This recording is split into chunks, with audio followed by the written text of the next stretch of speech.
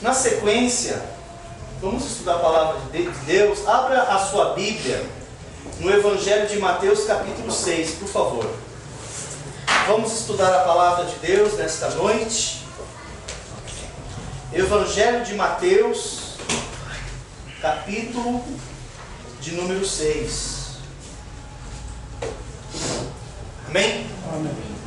Não nos deixe cair em tentação.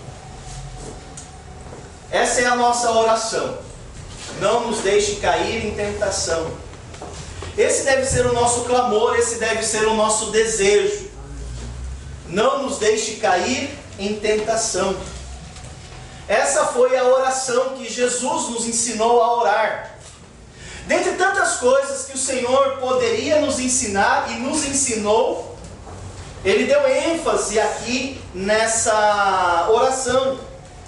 O Senhor, Ele compreendia que clamar a Deus sobre esse assunto é muito importante para que a gente possa vencer essa área. Só que nós precisamos da ajuda do Senhor para que Ele nos livre. Ele falou isso. Certamente esse assunto é um tópico importante para Ele, é um tópico que estava na agenda dele para nos ensinar. Jesus, com essa oração, principalmente esse ensinamento propriamente dito, não nos deixe cair em tentação, estava na agenda do Senhor. Porque Ele sabia que nós enfrentaríamos ao longo da nossa caminhada cristã alguns desafios. Então essa deve ser a minha súplica, esse deve ser o meu clamor. Por que, irmãos? Porque fazer cair em tentação é o que Satanás promove. É o que Satanás mais sabe fazer. Nos fazer cair em tentação. Embora cair em tentação não é obra somente do maligno. Satanás, ele é o tentador, a Bíblia nos ensina assim. Ele é assim identificado. Mas nós temos que entender que nem toda tentação que nos sobrevém, vem dele. Algumas das tentações que nós enfrentamos, vem de quem? Isso, muito bem, vem de nós mesmos, né? Então, cair em tentação também é algo que vem e nasce de dentro do nosso coração, dos nossos próprios desejos, de nossos próprios apetites, das nossas próprias paixões. É algo, meus irmãos, que está alojado dentro de nós, que nos faz ter o desejo de pecar. Ah, pastor, mas ninguém tem o desejo de pecar. Ah, não?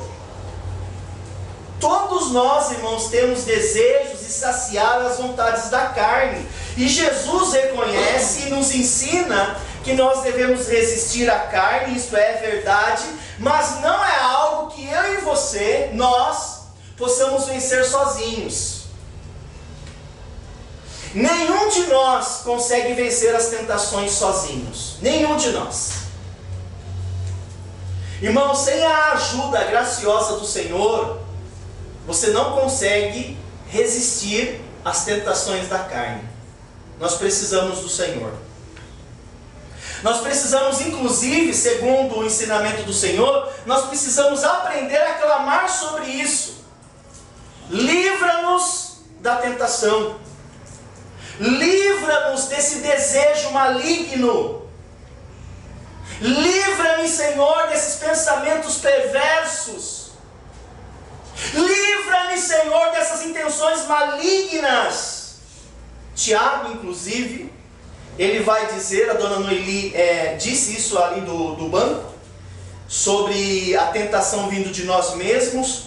Foi o que Tiago ensinou. Ele vai dizer o seguinte, que cada um de nós é tentado pela sua própria cobiça. Vem cá, meu irmão, minha irmã, qual é a tua cobiça? É dali que nascem as tuas tentações. É da tua cobiça. Nós cobiçamos. E é justamente a nossa cobiça que vai se levantar de dentro de nós para que nós pequemos contra Deus. Mas aqui, presta atenção. Aqui cair em tentação é uma obra do maligno. Embora nós somos tentados por nós mesmos, mas aqui é uma obra demoníaca, é uma obra satânica, é uma obra diabólica que se levanta contra você com o propósito de fazê-lo pecar contra Deus. É uma obra diabólica. Irmãos, é verdade, existem textos que nos ensinam sobre a tentação que tem origem em nós mesmos. Já preguei sobre isso em outras ocasiões. Mas aqui Jesus está falando sobre os ataques, os ardis do nosso opositor, que quer fazer com que a gente destrua a nossa própria vida. Diz as Escrituras que ele, Satanás, ele vive a nos rodear. Diz as Escrituras que ele vive a nos assediar, isto é, ele nos importuna, ele nos incomoda, o diabo nos perturba, ele faz isso.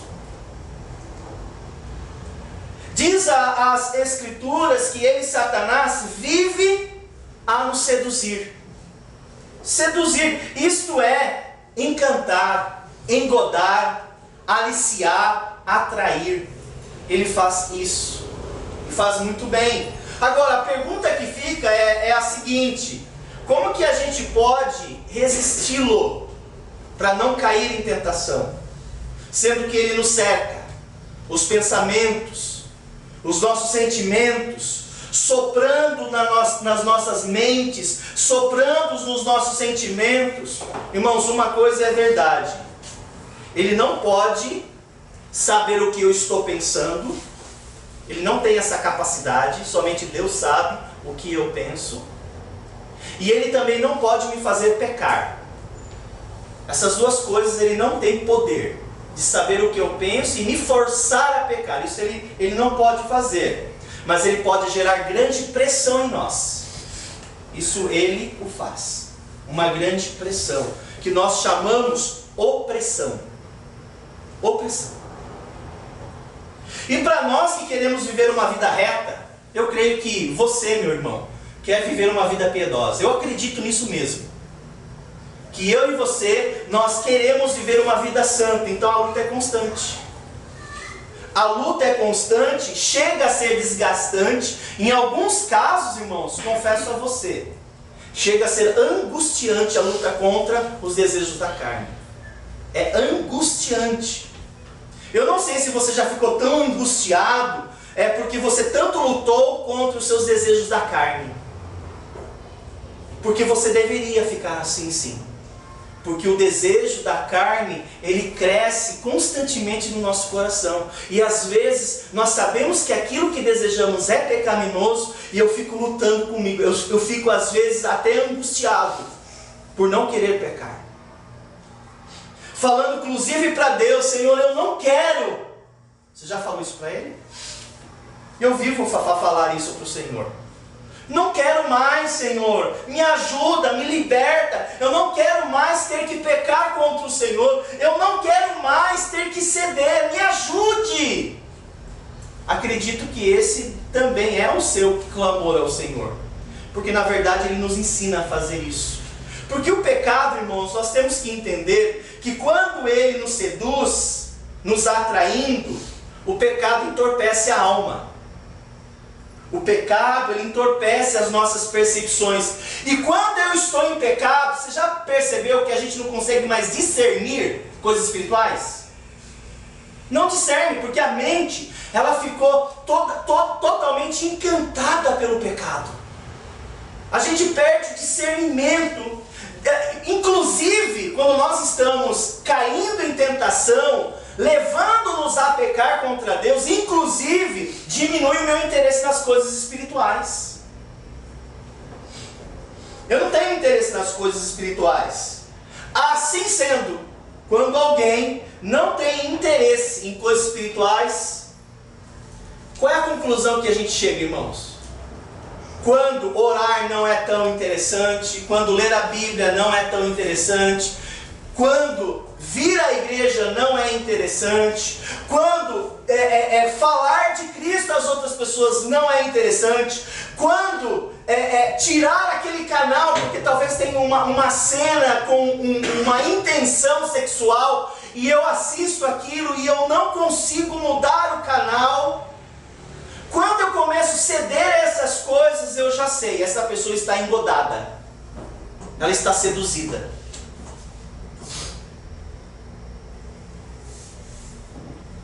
O pecado, quando nos seduz, inclusive enfraquece nossas forças. Ficamos suscetíveis, ficamos vulneráveis. E no final os senhores já sabem o que acontece. O que acontece quando você cai em tentação e cede ao pecado? O que acontece? Desgraça atrás de desgraça. Infortúnio atrás de infortúnio. Vergonha atrás de vergonha. Então confira comigo as palavras do nosso Senhor no Evangelho de Mateus capítulo 6, versículo 13. E não nos deixe cair em tentação. Palavras de nosso Senhor. Mas livra-nos do mal, pois teu é o reino, o poder e a glória para sempre. Amém. Para mim, nada melhor do que convidar os crentes para lutar pela fé. Para mim não há nada mais cristão do que uma chamada para que os crentes venham perseverar pela fé. E seremos plenamente bíblicos se assim formos fazer, perseverar pela fé. Entretanto, irmãos, esse texto não está nos ensinando, por exemplo, ele não está convidando os crentes a lutar pela fé, a perseverar pela fé, a batalhar pela fé. Eu acredito, irmãos, que a proposta de Jesus em relação a esse assunto que eu estou trazendo, não nos deixe cair em tentação, esse assunto não tem a ver com a minha capacidade de fazer isso ou aquilo, não está em mim. A proposta de Jesus não é para que você persevere mais, para que você lute mais, não é esta. A proposta de Jesus é outra aqui. Nós precisamos entender que para algumas das nossas necessidades espirituais, é verdade, somos chamados a lutar, somos chamados a perseverar, como se tudo dependesse de nós, como se Deus dissesse, ó, se você, meu amigo, se você, meu filho, não fizer a sua parte, olha, você não vai conseguir. Existem coisas na vida que são assim. Nós inclusive temos conversado sobre vários assuntos que tratam desta área, que eu preciso fazer a minha parte. Mas irmãos, ouçam, nesse caso específico, a proposta de Jesus para que eu vença as minhas tentações não tem a ver comigo. Segundo o ensinamento do Senhor, preste atenção, tem a ver com a sua dependência nele. Olha que interessante, gente. Deixa eu explicar.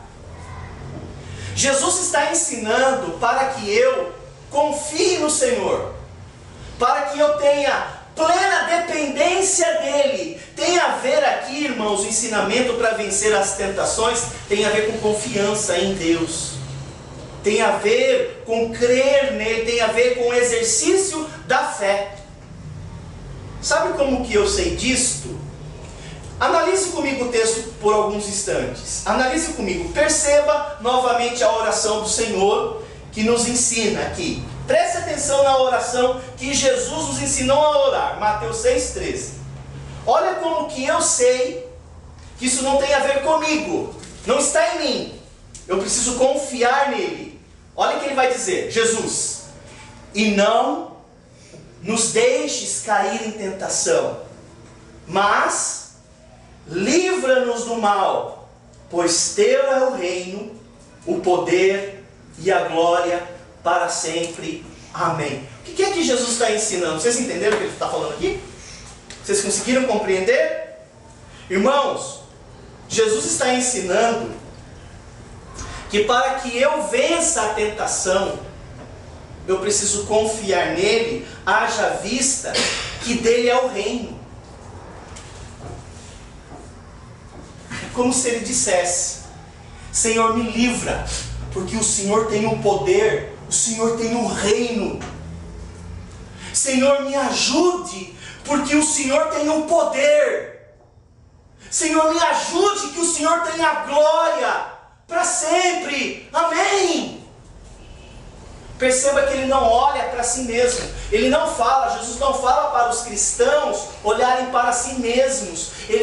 Jesus fala para os cristãos olharem para o Senhor. Até a construção gramatical é muito clara em dizer que não está em nós. Ou seja, como se competência fosse suficiente para me livrar de tentação. Por isso que muitas vezes eu e você nos sentimos fracassados e frustrados. E alguém pode chegar a mim e falar: pastor, eu tento, mas eu não consigo, pastor. É mais forte que eu. Mas é mesmo. É muito mais poderoso que você. Mas não é mais poderoso que ele. Ele está falando assim, com relação a esse assunto, confia no Senhor, fala para ele: não nos deixe cair em tentação. Quem é que não vai me deixar cair em tentação? Eu mesmo ou ele? Como que é construído a gramática do texto? O texto está se referindo a uma ação minha ou uma ação de Deus? Livra-nos. Refere-se a eu livrar a eu mesmo? Ou o texto está falando para o Senhor me livrar? Livra-nos. É o Senhor, gente. Somente o Senhor. Por isso que eu preciso ter dependência em Deus. Eu devo buscar nele esse livramento. De tal modo, preste atenção, que se Deus não vier ao meu socorro, quando eu clamar por ele, eu vou cair. Eu vou cair.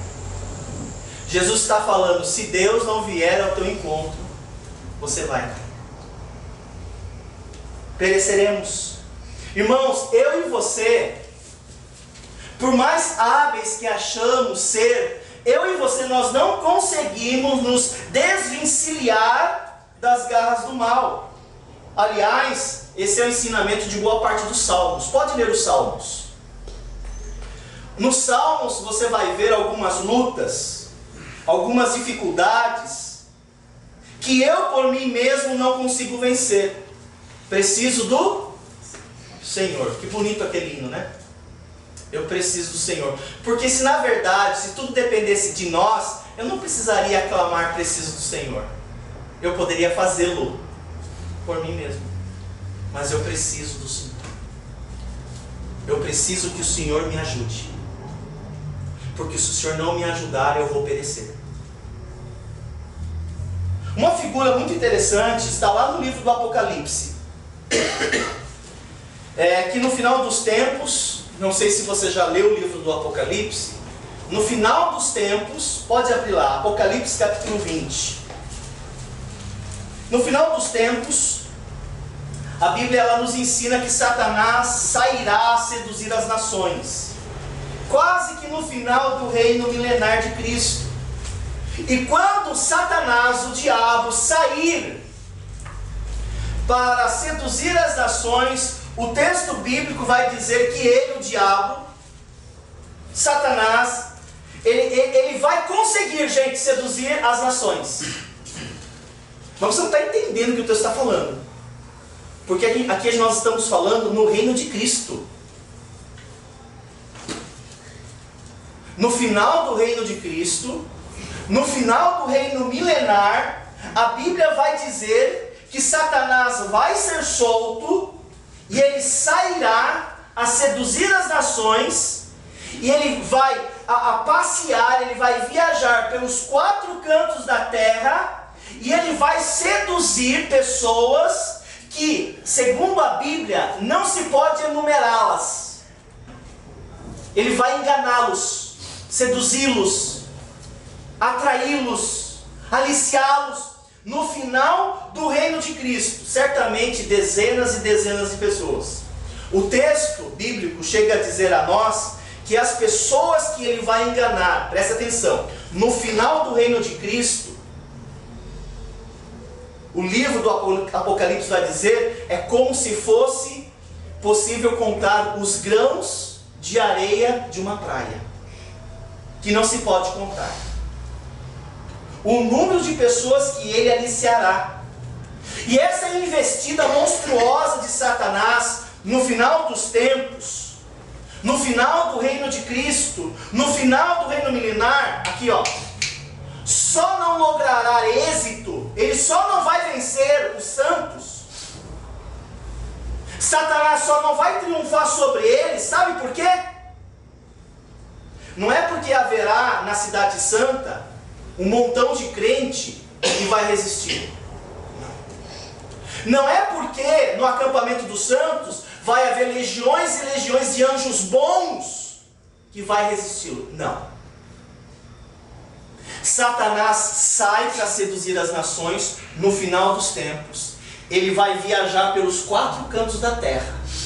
Ele vai seduzir milhares e milhares de pessoas. E eles vão atacar a cidade santa. Quando Satanás vai para atacar a cidade santa, ele só não vence porque Deus teve que intervir. Existem batalhas que só Deus pode vencer. Então, quando Satanás vem para investir contra você, você não pode com ele. E para você resisti-lo, que a Bíblia fala, resiste e ele fugirá de vós. Para você resistir a ele, é só se Jesus vier te socorrer. Veja o texto agora. Apocalipse capítulo 20, versículos 7 a 9. Apocalipse capítulo 20, versículos 7 a 9. Deus virá socorrê-los. Deus virá socorrer seus santos. Irmãos, existem batalhas que só Deus pode vencê-las. Diz assim a Escritura, presta atenção na leitura. Quando, porém, se completarem o quê? Os 1000 anos. Os 1000 anos. Está falando sobre o reino de Cristo. O reino milenar. Quando se completarem, está no final. Continua a leitura aí. Quando, porém, se completarem os 1000 anos, Satanás o quê? Será solto da sua prisão e sairá a seduzir as nações que há nos 4 cantos da terra, Gog e Magog, preste atenção, a fim de reuni-las para a peleja. O número dessas é como o quê? Areia do mar. As pessoas que ele vai seduzir no final do reino de Cristo é como a areia do mar. Continua a leitura.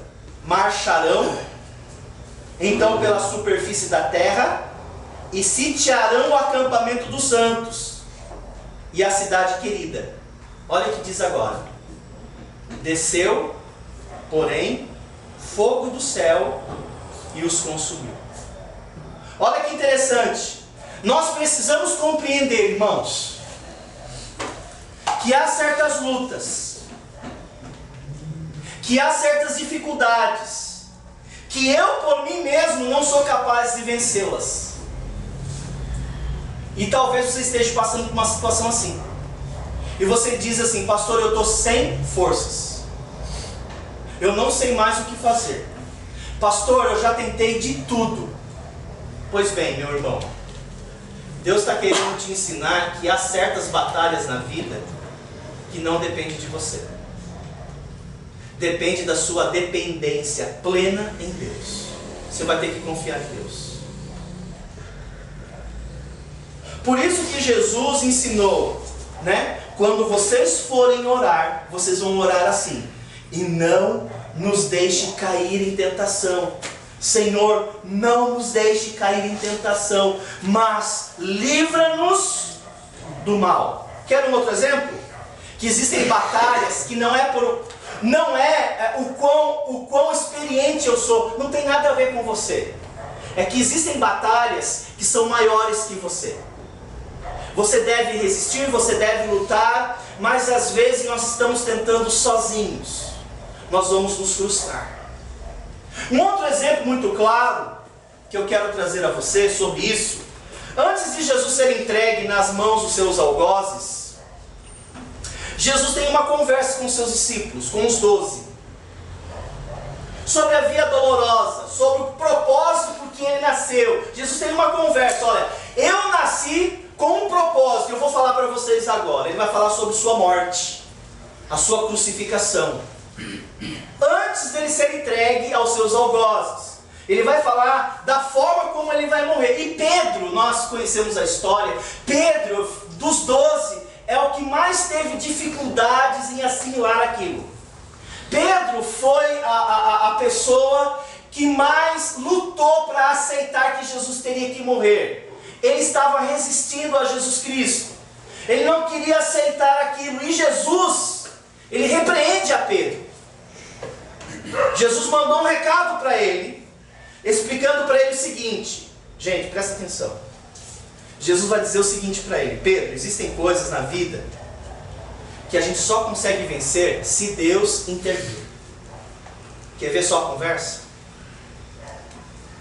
Abra a sua Bíblia para o Evangelho de Lucas, capítulo 22. Lucas, capítulo 22. Versículo 31. Lucas, capítulo 22, versículo 31. Veja essa conversa que Jesus tem com Pedro antes dele ser entregue à crucificação e morte. Ele tem uma conversa com os seus discípulos, e aqui ele conversa com Pedro no particular, porque Pedro está com dificuldade de aceitar. Vocês estão comigo? Lucas 22, 31. Veja a conversa. Simão, Simão, presta atenção, gente. Eis que quem? Satanás. Eis que Satanás vos o quê? Reclamou para vos peneirar como trigo. Satanás reclamou, reivindicou, pediu para peneirá-lo como trigo. Eu, porém, Jesus está falando a Pedro, eu, Jesus, porém, roguei por ti. Eu roguei por ti, para que a tua fé não desfaleça. Pois tu, quando te converteres, fortalece a teus irmãos. Ele, porém, respondeu: Senhor, estou pronto a ir contigo. A suficiência de Pedro voltando: eu posso. Eu estou pronto a ir contigo, tanto para a prisão como a morte. Mas Jesus lhe disse: Pedro, eu afirmo a você hoje, 3 vezes tu me negarás que não me conhece, antes que o galo cante. Irmãos, nessa conversa, note que Jesus, ele profetiza a traição de Pedro. Ele profetiza: você vai me negar 3 vezes. Mas antes disto, Jesus vai falar que Satanás, olha que interessante, queria participar na traição de Pedro. É como se Satanás falasse o seguinte: deixa eu ir junto. Eu sei que ele vai te trair, mas deixa eu ir, porque eu quero participar. Como eu fiz com Judas. Porque o Satanás, ele participou na traição com Judas. Ele queria fazer a mesma coisa com Pedro.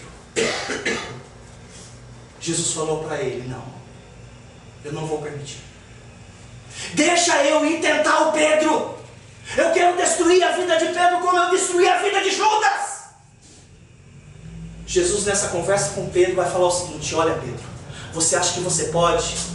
Eu roguei por ti, e eu não permiti que Satanás te peneirasse como trigo, como fez com Judas. Eu roguei por ti. Eu intervi. Eu intervi sem que você soubesse. Eu só estou falando agora porque você acha que você é capaz de vencer tudo na vida. Como se tudo dependesse de você. Tem coisas, Pedro, que dependem de mim. Eu disse para Satanás não, porque ele rogou que ele queria participar. Então, certamente os danos, se Satanás tivesse participado da traição de Pedro, seria irreversível. Assim como foi com Judas.